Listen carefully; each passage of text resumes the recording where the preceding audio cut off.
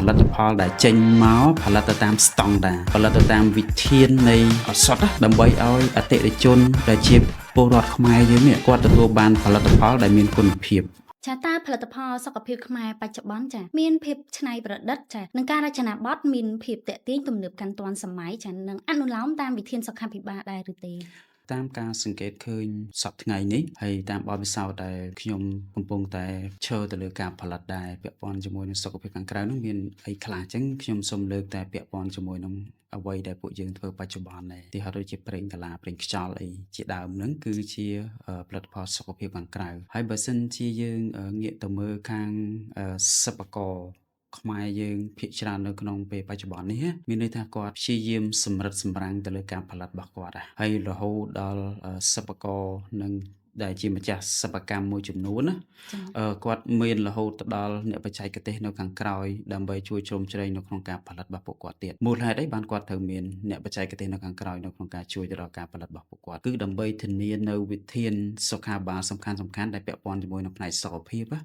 ខ្ញុំលើកឧទាហរណ៍ដូចជាផលិតផលម៉ាកកសិករអញ្ចឹងផលិតផលម៉ាកកសិករយើងមានក្រុមអ្នកបច្ចេកទេសនោះគឺជាអ្នកណាគឺជាក្រុមឱសថការីហើយពួកគាត់នោះគឺសិតតែឆ្លងកាត់ការសិក្សាបានត្រឹមត្រូវមានចាប់តាំងពីថ្នាក់អនុបណ្ឌិតរហូតទៅដល់ថ្នាក់បណ្ឌិតដែលឈរនៅខាងក្រោយការផលិតរបស់ផលិតផលម៉ាកកសិកររបស់យើងសប្តាហ៍ថ្ងៃហើយយើងវិប្លែកមើលទៅខាងសិប្បករដទៃផ្សេងទៀតក៏មានដូចយើងចឹងដែរអញ្ចឹងមានន័យថាបច្ចុប្បន្ននេះផលិតផលនៅក្នុងស្រុកយើង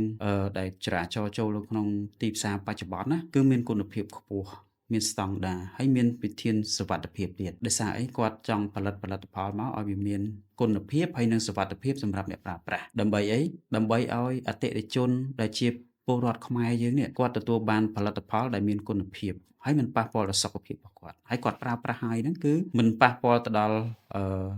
សរីរាង្គកាយរបស់គាត់ផ្សេងកន្លែងហ្នឹងគេហៅថាជាសុវត្ថិភាពហើយក្រុមឱសថសាស្ត្រគេហៅថាក្រុមឱសថសាស្ត្រដែលគាត់សិក្សាទៅលើជំនាញផ្នែកឱសថហ្នឹងគឺគាត់តឹងរឹងនៅក្នុងការផលិតពីពួកអីគាត់បានសិក្សាថាបើសិនជាមិនផលិតទៅតាមស្តង់ដារឬក៏វិធានច្បាប់រួមរបស់ផលិតផលឱសថទេគឺมันអាចចរាចរចូលនៅក្នុងទីផ្សារបានទេជាក់ស្ដែងដូចជាផលិតផលម៉ាកកសិកររបស់យើងអញ្ចឹងបើសិនជាគាត់មិនអនុម័តឲ្យផលិតទេគឺពួកយើងមិនអាចផលិតបានទេបើតែយើងមានសិប្បកម្មខ្លួនឯងក៏ដោយអញ្ចឹងយើងត្រូវការអ្នកបច្ចេកទេសហ្នឹងហើយដើម្បីទៅជួយយើងពីព្រោះអី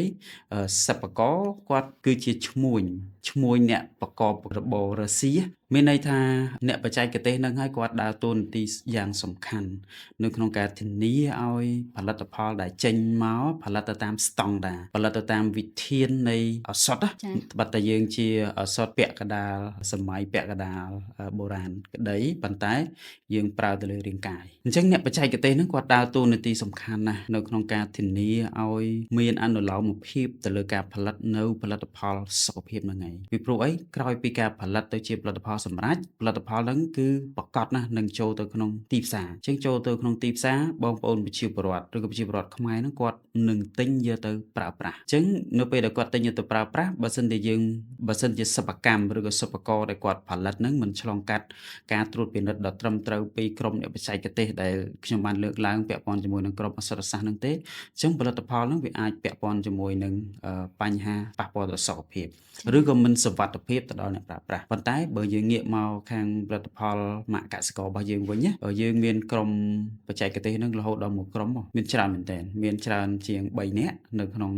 សិប្បកម្មរបស់យើងដ៏ទូចមួយនេះប៉ុន្តែយើងមានអ្នកបច្ចេកទេសដើម្បីជួយពិនិត្យជួយរក្សាយោបល់ទៅលើការផលិតរបស់យើងនឹងបានយ៉ាងត្រឹមត្រូវកន្លែងនេះហើយគេហៅថាគឺជាការនិវានុវត្តន៍ពាក់ព័ន្ធជាមួយនឹងបច្ចេកទេសហើយយើងមិនមែននិវានុវត្តន៍សម្រាប់តែស្តង់ដារនៅក្នុងស្រុករបស់យើងឬក៏សុវត្ថិភាពនៅក្នុងស្រុកយើងដើម្បីឲ្យអតិថិជនគាត់ប្រើប្រាស់ទៅមានសុវត្ថិភាពគឺអ្វីដែលយើងចង់ឈរឲ្យវាបានយូរអង្វែងហើយមាន